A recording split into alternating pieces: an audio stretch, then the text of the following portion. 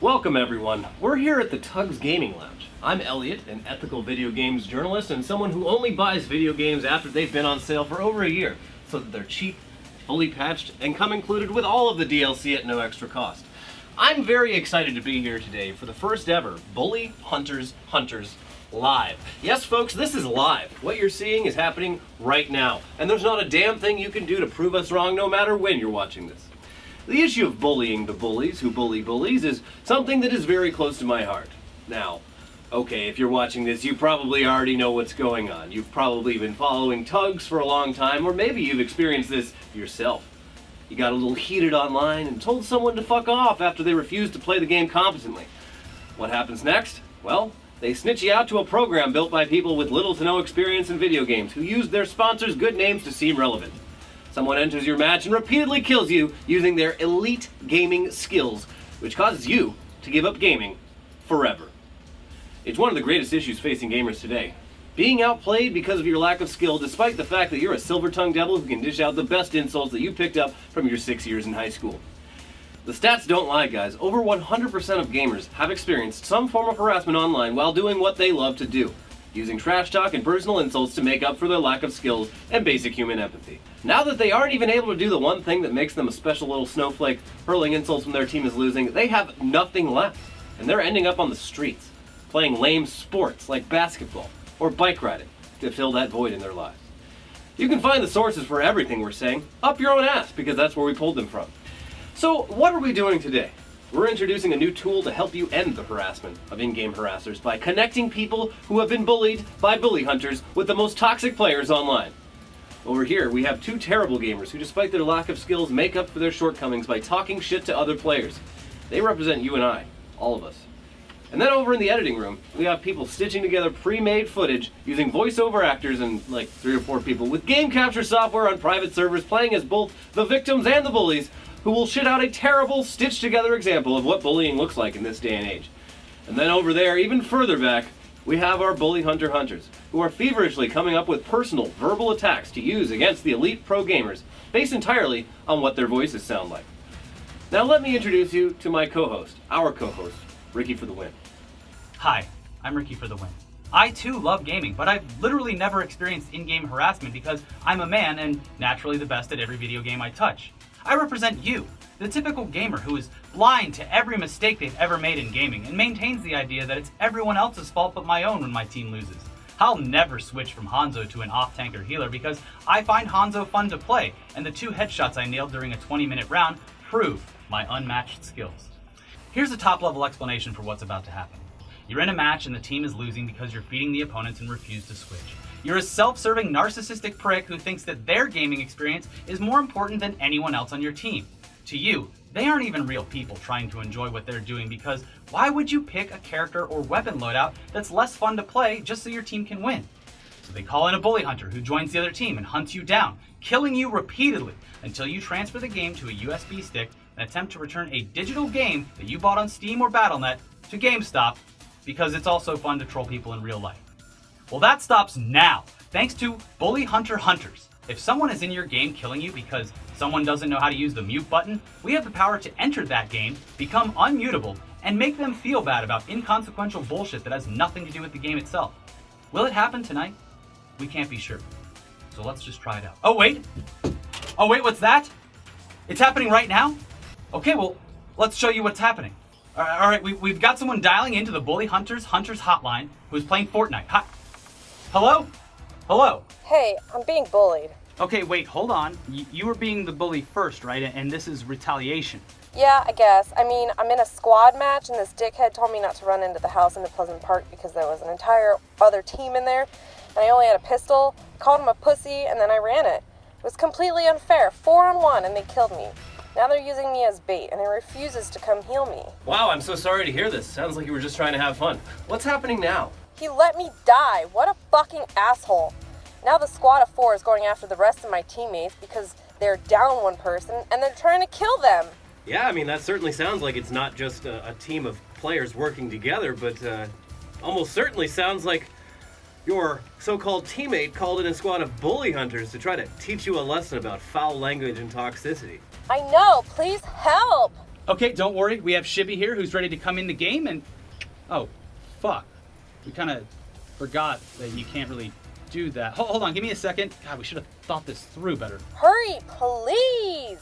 Okay, I've got it. Tell them that you're really, really sorry and that you want to be friends, add them, and then you want to play another game with them. Yeah, you want to squad up again and go back in. What? Just do it, okay? That way, we can get into the same match and come in and take those hired guns out. Okay, we lost, but he accepted my friend request. Okay, perfect. Now tell us when you guys hit the ready button. Okay. Now. All right, hit it, Shibby. Cool, we've got this. Yeah, let us know when you're loaded in. Not yet. It still says it's matchmaking. Ah, shit, we're already loading in. We're already on the starting island. Maybe you're just lagging a little bit. Is your match in the daytime? Okay, I'm loading in and...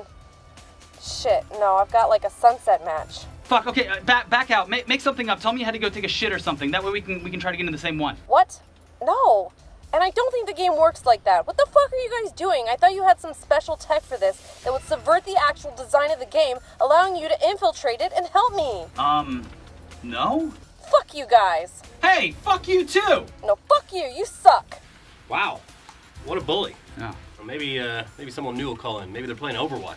Well, you can't just drop into an Overwatch match that easily either. Plus, you can't even hear the opposing players in any of these games, so what the hell are we even trying to do here? Yeah, I mean, the concept is flawed from the beginning, because in almost every online competitive game, there's no easy way to vocally communicate with your opponents. So the idea that even bully hunters itself could exist is ridiculous. Most in-game toxicity comes from players on your own team. You can't just have your teammate killed by bringing someone into your match. It doesn't make any sense. This obviously makes the idea of bully hunters as stupid as the original idea. Well, there you have it, folks. The first ever Bully Hunters Live was a resounding success by all accounts. We cannot wait to share our product with you in the upcoming days. Full disclosure, there's almost no moderation. This is all being done by volunteers on the internet, so it's ripe for abuse, and it's just canceled, guys. Sorry. So, are we getting paid for this? Do I get paid? Yeah. Here's your free fucking headphones. Get the fuck out of here. Here we go!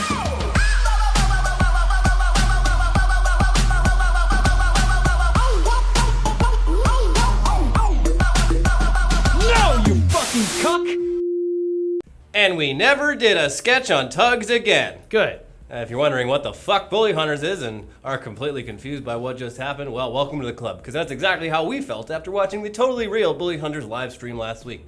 Yes, it was a real thing that really happened. We actually did a full video breaking the entire thing down over on the main ETC channel, because it was timely. So we'll leave a link to that below if you want to catch up. But it was basically a show where the people behind it sought to end female in-game harassment, exclusively female in-game harassment, by developing a tool that would allow women to report bullies to a website, which would then send a bully hunter into their game to repeatedly kill the bully until they uninstalled. Yeah, we know, it's fucking stupid, and the whole production was stupid. Seriously, just go watch our other video for a more in-depth breakdown of it, or watch the whole goddamn thing. Yeah. But for now, yeah, let's just do a few updates that have happened since we filmed that previous episode. Yeah, literally every company involved in contributing to the Bully Hunters initiative distanced themselves from it over the weekend to the point where all of their brand names were removed from the website in rapid succession, with each of them releasing statements that boil down to those companies being misled about the project, with SteelSeries, whose name was used in a way that made it seem like they'd funded the whole thing, claiming that all they did was donate some headsets to the cause. Take my name out of your mouth. Currently, the campaign in its entirety has been completely shut down, with an agency called FCB Chicago releasing a final statement to Polygon via its chief communications officer, Brandon Cook, that read, "As this effort did not live up to our high standards, we decided to end this program, but hope the conversation it has raised around ending harassment in gaming continues." Cook then added that FCB is looking forward to finding new, more effective ways in the future to fight bullying in gaming, and we'll share details on those when we're ready. So, Can't wait to see what they cook up next. Cook up next. I am going to hold my breath until Yeah. they do. Cook also cleared up a few unanswered questions about the campaign, mainly who was paid and whether the brand partners received any compensation for their role in the initiative. Quote, "The sole creator of the campaign was FCB Chicago. All other organizations mentioned in the campaign did not provide any kind of financial or formal sponsorship. In most cases, they were just supporting the cause. SteelSeries helped connect us with a few gamers and provided some headsets for the live event. That's all. One host was paid, but the other was not. That sucks. What a wild week for online gaming, which resulted in nothing but negativity from all sides, as is tradition. But while we all argue online about gaming, there are heroes out there who do their best to finish their games no matter what the world throws at them.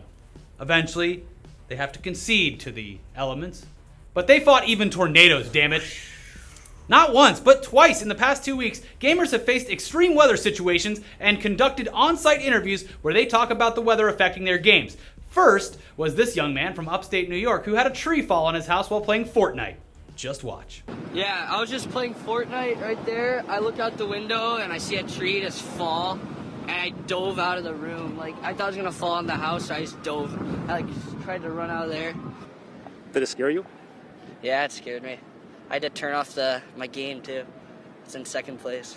And then, just a few days later, a tornado touched down in North Carolina, and this young man also happened to be playing Fortnite. Apparently, the world around him turned to chaos. I was sitting at home, and I was playing Fortnite, and all of a sudden I just hear a bunch of noise, and I look out the window, and I start seeing the roof come off the houses in front of me.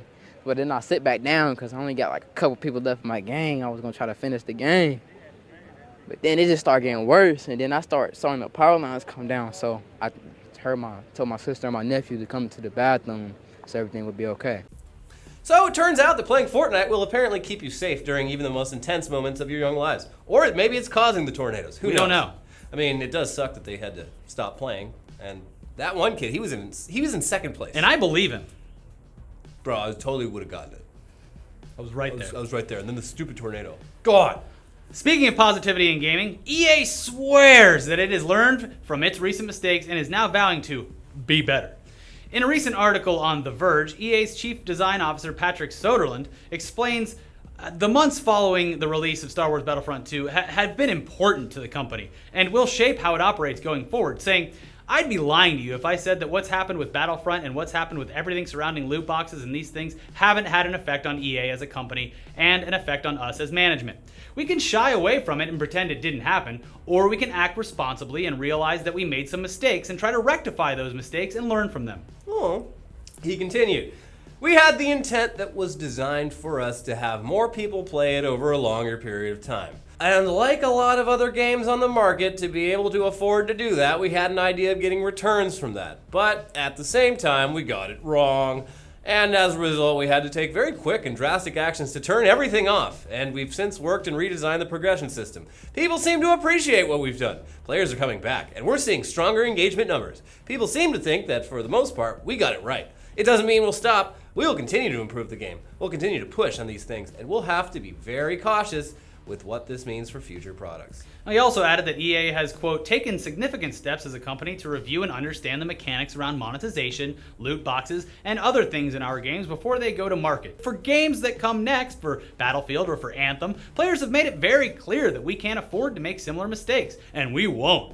We have to take action and show people that we're serious about building the best possible products, that we're serious about treating the players fair, and we're here to make the best possible entertainment that we can. And in the cases where we don't get it right, we just have to listen and learn from it and be better. So, good guy EA?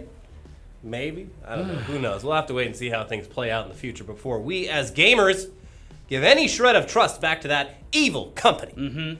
But this does prove that the voices and actions of the community, they have an actual effect on these huge companies. So, getting upset at the way that they implemented pay-to-win mechanics wasn't just a waste of time for everyone involved. It was an effective tantrum. Sure. Which is, I guess, good. Like we've always said, shaming works. Shame is the only true motivator. But you know what else is good? Us shutting up and finally getting to the part of the show that you've been waiting for. Shibby's review. Tugs boys and tugs girls. And this week he's setting his sights on the latest release from Cliffy B, Radical Heights. Whoa! Is it any good? Well, we'll let Shibby decide, and then we'll just blindly follow whatever he says. Tugs boys and Tugs girls, like I alluded to last week, I'm reviewing the newest, freshest piece of ass to enter this genre you may have heard of called Battle Royale. A game promised to be the next billion-dollar franchise. However, surprisingly enough, this is not the studio's first Battle Royale game. That's right, viewer, it has come to my attention that Lawbreakers was actually a Battle Royale title. It's true. Eventually got to 100 players left in the game, and now there's only one. Sad. This week I'm reviewing the new brainchild of Cliffy B and the Boss Key Productions team called Radical Heights. A game so early in development that it has to be labeled, as Extreme Early Access with an X. I don't know about you, viewer, but when I see something labeled Extreme with an X, it's either male enhancement pills, how I feel after butt-chugging G Fuel, and now playing Radical Heights. Unlike Lawbreakers, the decision to go free-to-play on Steam is the current saving grace of this title. It's easy, viewer. Game development 101 with Father Shippy begins now. Step 1. Make a good game. No, not the best looking game ever. That shit doesn't matter anymore, but something that's actually mechanically fun to play and runs well across a variety of systems. Step 2. Make your good game free to play without cancerous microtransactions. This allows many consumers as possible to try your product and get the word out there. Step 3. Have non-pay to win cosmetics for direct sale. No bullshit loot boxes or RNG gambling. You likey, you buy cosmetic with no power progression. Sounds easy, right? Anyways, Radical Heights is the Battle Royale game based around killing your opponents to be the last one standing, but also cash. Shippy fans like cash. This in-game cash is used to purchase weapons, armor, items within the game, if you so choose, as well as unlock cosmetics in the main game menu. It sounds complicated, but finally a Battle Royale game where a true economy, where I can do some extreme shopping. Forget Fortnite vending machines in which I need to farm resources. Clearly, Epic copied Radical Heights, like Battlefield getting copied by Call of Duty. Sad. Sure, the game is janky, but under the ever-protective umbrella of free-to-play extreme early access, all qualms and complaints about the game are invalid. Steam should actually erase all negative reviews because they're wrong and unethical. It's brilliant and tactical decision that solely rests on the shoulders of Cliffy B. He's back and he's a genius. Radical Heights has bodacious BMX bikes, 80s themes dude bro wrestlers who want to win this competition to be rich and famous in Southern California. Literally my dream. In PUBG you need to use a parachute. In H1Z1 you need to use a parachute. In Fortnite you need a glider. In Radical Heights you don't need that pussy shit and you land on your chest with an action roll like a goddamn man. Case closed. Better game confirmed. Now, I do have my issues with Radical Heights because I'm ethical and not being slipped money under the table to say all these nice things of the game, of course. Apparently, there's zero anti-cheat protection right now, and with a free-to-play game, that's a serious problem. Also, you do play against some AI bots to fill the lobby out. Clearly taking notes from PUBG Mobile. My biggest gripe about the game now is how loot is spawned, such as finding a pistol early game with no matching ammo anywhere in the area. The weapons don't come loaded, so even after killing an opponent who clearly had a loaded weapon, it's tedious and it makes the early game way too RNG. These things can be fixed though. Remember, this is under the protective umbrella of extreme early access and cannot be criticized. Overall, Cliffy B is back, and I cannot believe that Fortnite and PUBG are now dead. Move over, Kratos, because Radical Heights might be the new game of the year. 10 out of 10.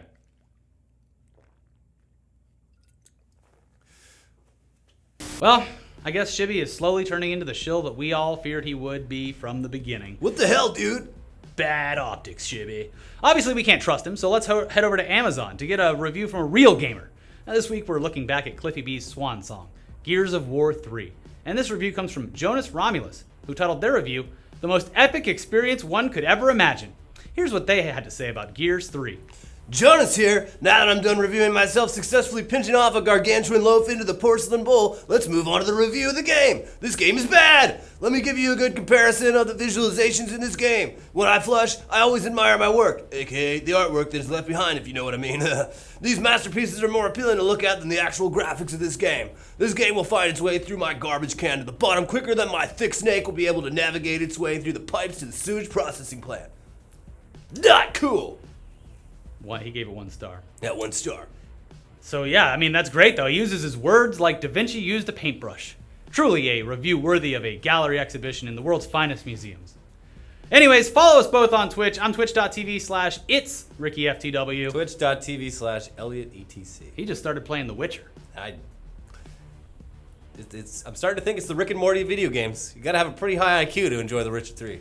I'm working my way through Far Cry 5. I thought I'd play it for an hour, and I'm 21 hours in. Jesus Christ. Anyways, watch last week's episode of Tugs, and then watch that news dump episode about bully hunters to get fully informed and engorged. Bye.